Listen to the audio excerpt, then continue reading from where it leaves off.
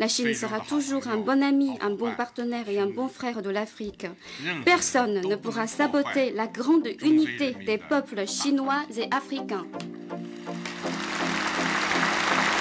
Plus de 125 milliards d'euros. Voilà le montant que la Chine a prêté à l'Afrique depuis l'an 2000 et le premier forum sur la coopération sino-africaine. Ayant lieu tous les 3 ans, ce qu'on appelle les FOCAC vont permettre à l'Empire du Milieu de devenir omniprésent sur le continent, continuant inlassablement de renforcer ses liens politiques et économiques avec les différentes nations africaines. En clair, depuis quelques années, la Chine finance tout, la construction, le pétrole, les mines, le textile, les télécommunications. Elle inonde le continent de ses produits manufacturés. Elle promeut la culture chinoise, pousse ses citoyens à s'installer là-bas, elle cherche à s'implanter durablement. Ce qui fait qu'à ce jour, il y aurait plus d'1 million de Chinois sur le continent. Et ça ne semble pas prêt de s'arrêter. L'an dernier, lors de la dernière FOCAC, c'est encore 60 milliards de dollars que Xi Jinping a promis d'investir en Afrique. Alors qu'est-ce qu'il faut penser de la situation ?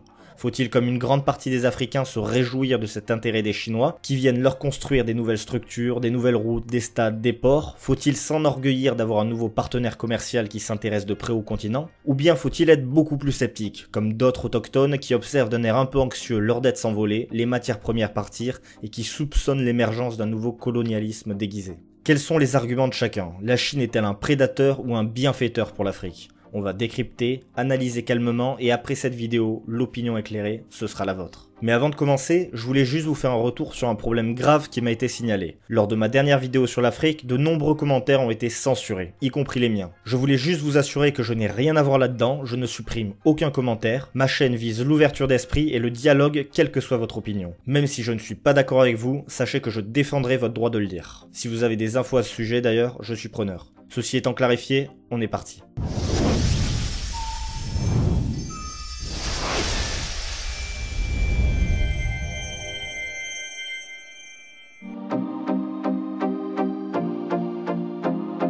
Comme on en avait déjà parlé lors de la précédente vidéo sur l'Afrique, il ne faut pas sous-estimer le fait que de nombreux Africains gardent un certain ressentiment contre les anciennes puissances coloniales. En soi, durant toute la période de la guerre froide, l'Afrique était un petit peu la chasse gardée des Occidentaux. N'ayant pas vraiment de concurrence, ceux-ci avaient un pouvoir de négociation extrêmement fort et pouvaient obtenir l'exploitation des ressources naturelles pour des prix hautement avantageux. Il faut bien se l'avouer, depuis les indépendances, les pays africains n'ont pas vraiment réussi à se développer, alors quand la Chine a débarqué massivement sur le continent en 2000, elle a immédiatement su trouver les mots justes pour susciter l'espoir d'un âge d'or africain. Dans les premiers FOCAC, elle a ainsi directement dénoncé la colonisation, vanté la collaboration sud-sud et ses accords gagnant-gagnant. Elle a fustigé les ingérences occidentales et s'est appuyée sur le fait qu'elle avait elle aussi grandement souffert de la colonisation. Bref, la Chine, dans son message, a réussi à mettre dos à dos une oppressante domination coloniale occidentale contre la bienveillance tiers-mondiste chinoise. Inutile de vous dire que sur la forme, cette argumentation a fait mouche et que la majorité des Africains les ont accueillis à bras ouverts.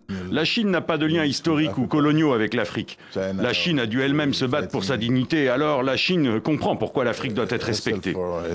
Ensuite, sur le fond, on se rend compte que la Chine est arrivée les valises pleines d'argent à dépenser, tandis que l'Occident restait et reste toujours peu enclin à financer l'Afrique. Mais surtout, en plus de ses arguments financiers béton, elle a répété à de multiples reprises sa volonté de ne pas interférer dans les affaires intérieures du pays. La Chine le clame haut et fort, elle se fiche de savoir si les pays à qui elle prête de l'argent respectent la liberté de la presse, les droits de l'homme, favorisent l'écologie, luttent contre la corruption ou le surendettement. Selon eux, ce ne sont pas leurs affaires, c'est à chaque pays de se gérer. L'Empire du Milieu n'étant pas non plus connu pour être un modèle de démocratie, ça ne va lui poser aucun problème de financer des dictatures, de leur livrer des armes ou de les former militairement. Et cette façon de faire du commerce détonne un peu avec les Occidentaux, qui eux tiennent un double discours. D'un côté, on a certains pays et institutions tels que l'UE ou le FMI qui veulent toujours savoir exactement où va aller l'argent qu'ils prêtent. Ils veulent que les pays s'engagent à respecter plusieurs points tels que lutter contre la corruption, améliorer la démocratie ou encore ne pas dépasser un certain niveau d'endettement. C'est une sorte de paternalisme. Et de l'autre, ces mêmes nations occidentales telles que la France, qui bien qu'assez réticentes à attribuer des fonds ou à fournir des armes aux pays autoritaires par crainte de choquer l'opinion publique dans leur pays,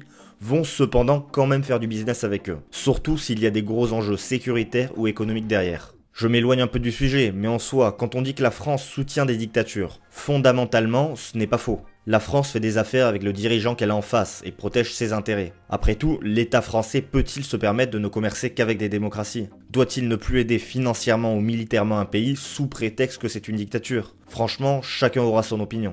Mais ce n'est pas le sujet. Ce qui est sûr, c'est que la Chine, elle, ne se fatigue pas avec de telles considérations éthiques, et n'a pas à se soucier de l'opinion publique. Elle va ainsi soutenir en finançant allègrement et sans condition des pays très autoritaires comme l'Éthiopie, l'Érythrée, l'Ouganda ou le Zimbabwe, qui restaient un petit peu parias à la base. Quand on écoute les discours de Xi Jinping, on se rend compte qu'il promeut son modèle politique, assurant aux dirigeants africains que l'on peut très bien réussir économiquement en restant une dictature. Quand on voit le boom économique chinois, on peut quand même se dire qu'il n'a pas foncièrement tort. Est-ce que la démocratie est le système politique idéal pour l'Afrique? C'est aussi une question que l'on pourrait se poser.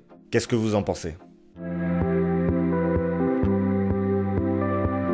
Attention, il y a beaucoup de confusion à ce sujet. À la base, les nouvelles routes de la soie, ou One Belt One Road en anglais, n'ont qu'un seul but, relier l'Asie à l'Europe par voie maritime et terrestre. Comme on le voit sur cette carte, l'Afrique n'est qu'un petit appendice à ce projet. Seulement quelques pays de l'Est sont concernés, comme le Kenya, Djibouti, l'Éthiopie ou encore l'Égypte. Néanmoins, on se rend compte que le projet est en train de s'amplifier et qu'à long terme, il aura sûrement pour but de placer la Chine au centre de tous les échanges commerciaux mondiaux, via des voies routières, ferroviaires, maritimes, numériques, des gazoducs, etc. Ce qui fait qu'aujourd'hui, de nouveaux pays comme l'Afrique du Sud, le Maroc ou la Tunisie font officiellement partie du projet au bord. Preuve que ce n'est plus uniquement un projet eurasiatique, mais bel et bien le projet final visant à faire de la Chine le centre du monde pour 2049. Ça crève les yeux. À long terme, l'empire du milieu ne désire qu'une chose, c'est de devenir hégémonique, et l'Afrique est un passage obligé pour elle. Donc dans ces nouvelles routes de la soie, on va se retrouver avec la Chine qui va investir massivement dans le port de Mombasa au Kenya pour favoriser le transport maritime, en Égypte pour s'assurer un soutien politique et pouvoir ainsi sécuriser le canal de Suez, ou encore à Djibouti pour y placer une base militaire protégeant les navires commerciaux et lui offrant la possibilité d'intervenir rapidement en cas d'instabilité dans la région. Pour l'instant, les nouvelles routes de la soie concernent assez peu le continent africain, mais beaucoup plus l'Asie et l'Europe. Mais ce n'est qu'une question de temps avant que cela ne change. D'ailleurs, si vous voulez en savoir plus sur les différentes stratégies qu'adopte la Chine dans le monde, je vous conseille de jeter un coup d'œil à la chaîne YouTube de Terabellum, qui fait un énorme boulot. Je vous mets tous les liens dans la description, c'est extrêmement intéressant. Entrons maintenant dans le vif du sujet. Qu'est-ce que font les Chinois en Afrique ? Pour commencer, regardons ce premier graphique. Il nous montre trois choses. En bleu, la part de l'investissement chinois comparée à l'investissement mondial. Ici, on se rend compte que la Chine a un rôle de plus en plus important et est en train de devenir rapidement l'un des plus gros investisseurs au monde. Jusque-là, tout va bien. Mais surtout, regardez la courbe en rouge. Elle nous montre quel est le pourcentage de l'argent chinois qui est investi en Afrique. Et là, c'est le premier chiffre choc qui devrait vous surprendre. La Chine, depuis 2016, bien qu'elle soit le plus gros investisseur africain, investit extrêmement peu sur le continent. Seulement 1,6% de ses IDE mondiaux. En d'autres termes, les entreprises chinoises privées et publiques, qui sont près de 10 000 en Afrique, font des bénéfices, parfois même d'énormes bénéfices, mais préfèrent garder cet argent pour financer d'autres pays. Or, c'est précisément ces investissements directs que l'Afrique attend de la Chine. Elle voudrait s'industrialiser, gagner des emplois durables, monter en compétences, obtenir un transfert de technologie. Mais ce n'est pas ce qui se passe. Les entreprises chinoises préfèrent largement investir dans l'automatisation, l'ouest de la Chine encore rurale, ou dans les pays d'Asie du Sud-Est, comme le Laos ou le Cambodge. Ce qui fait qu'aujourd'hui, globalement, l'Afrique ne s'industrialise toujours pas. En soi, seules l'Éthiopie, la Zambie et un petit peu le Maroc sont parvenus à obtenir quelques emplois durables sur leur territoire. Pour le reste, les emplois créés sont généralement ponctuels et à faible valeur ajoutée, dans le secteur de la construction par exemple. Mais la grogne commence à monter, de nombreux Africains commencent à se plaindre que dans la quasi-totalité des projets, la plupart des cadres ne sont pas des autochtones, mais sont des Chinois expatriés, qui non seulement ont une conscience écologique assez faible, mais qui en plus ne respectent pas du tout les normes du travail en vigueur. And nobody can just come up with his own laws to intimidate and apply indirect slavery such as the one being practiced by Chinese. En fait, ce qu'il faut comprendre, c'est que la Chine, même si c'est le plus gros investisseur pour l'Afrique, c'est avant tout et par-dessus tout une banque, un prestataire de services et un partenaire commercial.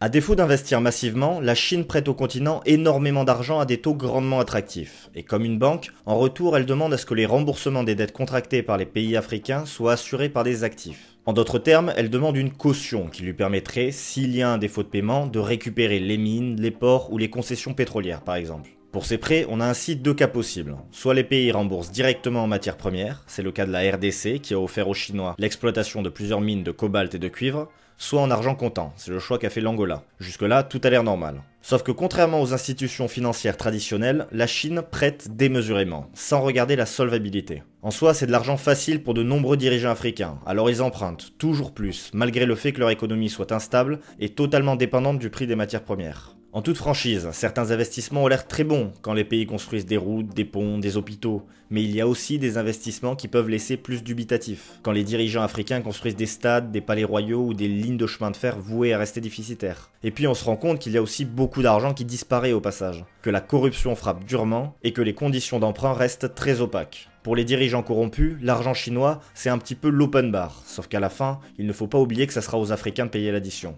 Et malheureusement, tous ces emprunts vont avoir des conséquences dramatiques sur la dette, particulièrement en ce moment où le prix des matières premières chute lourdement. De nombreux pays sont aujourd'hui au bord de l'insolvabilité. C'est incroyable, mais en à peine 5 ans, la dette africaine a doublé. Et la Chine n'est pas innocente. Elle détient par exemple 72% de la dette du Kenya, 82% de celle de Djibouti, et ce n'est que le début. Ensuite, autre avantage pour Pékin, détenir la dette des pays africains lui permet de s'assurer un soutien politique. Personne n'ira jamais cracher sur son créancier, elle renforce ainsi son soft power dans la région. Néanmoins, le surendettement commence à faire peur, et en réponse aux critiques de certaines personnalités clamant que la Chine endette volontairement l'Afrique pour mieux la contrôler, Xi Jinping a fait dernièrement quelques effets d'annonce, promettant notamment aux pays les plus fragiles d'annuler une partie de leur dette. Donc pour conclure cette sous-partie, avoir une banque qui est prête à vous accorder des emprunts illimités, c'est toujours une bonne chose. Mais la vraie question, c'est qu'est-ce que vous faites avec cet argent et à partir de quand vous considérez-vous comme trop endetté?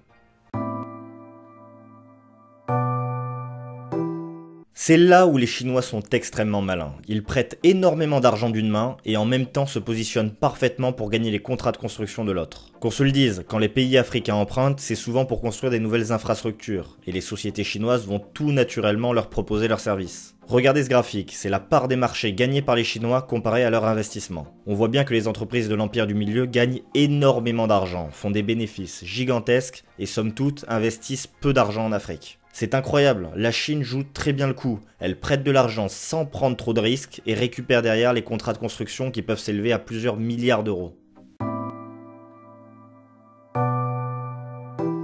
Et là on arrive à la plus grande réussite des Chinois. Avec tous ces prêts, le gouvernement de Xi Jinping a réussi à négocier des accords commerciaux avec la plupart des pays africains. Le libre-échange a ainsi permis à la Chine d'inonder le continent de ses produits low cost, mettant à mal l'industrie locale, tout en offrant la possibilité aux Africains d'obtenir des produits très bon marché. En soi, quand on regarde de plus près, les échanges économiques sino-africains sont exactement les mêmes que ceux avec l'Europe. En d'autres termes, les Chinois ne sont ici que pour les matières premières. Ils importent en masse le pétrole, le cobalt, le manganèse, de manière à nourrir leur industrie. Et en retour, ils exportent leurs produits manufacturés. Sauf qu'au départ, la relation commerciale était plutôt équilibrée, comme on peut le voir en jaune sur ce graphique. Mais à partir de 2013, quand le prix de la plupart des ressources naturelles a chuté, la balance commerciale a commencé à devenir sérieusement à l'avantage de la Chine, et ça continue de s'empirer encore aujourd'hui. Ainsi, le régime de Pékin a trouvé un nouveau fournisseur de matières premières pour alimenter leur industrie, et de nouveaux débouchés pour vendre ses produits manufacturés. Et au vu des derniers chiffres, il semblerait que la Chine ressorte grandement gagnante de cette nouvelle relation commerciale, laissant les pays africains avec des déficits commerciaux monstres. Une chose est sûre, en aidant l'Afrique, la Chine cède énormément. On peut dire ce qu'on veut, mais si ce contrat est gagnant-gagnant, ceux qui en profitent le plus sont globalement du côté de Pékin. In fine, les Chinois prennent relativement peu de risques et ramassent beaucoup d'argent derrière. Mais après tout, ils laissent aussi de nombreuses infrastructures sur leur passage. Donc qu'est-ce qu'il faut en penser ? Chacun aura son opinion, mais en tout cas, ce qui est évident, c'est que le mythe de la Chine venant sauver par altruisme l'Afrique est totalement faux.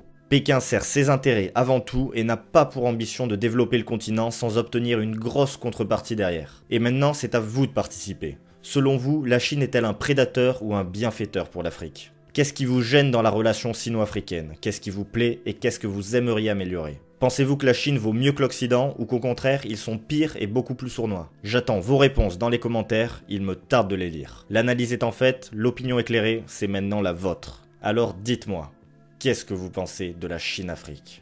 Voilà, merci d'avoir regardé cette vidéo sur les relations entre l'Afrique et la Chine. Comme d'habitude, n'hésitez pas à laisser votre pouce bleu si vous avez aimé. Ensuite, si vous avez les moyens de faire un petit don sur Tipeee, ça sera fortement apprécié.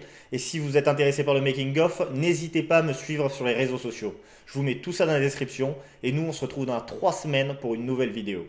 Abonnez-vous et activez la cloche. Bye bye.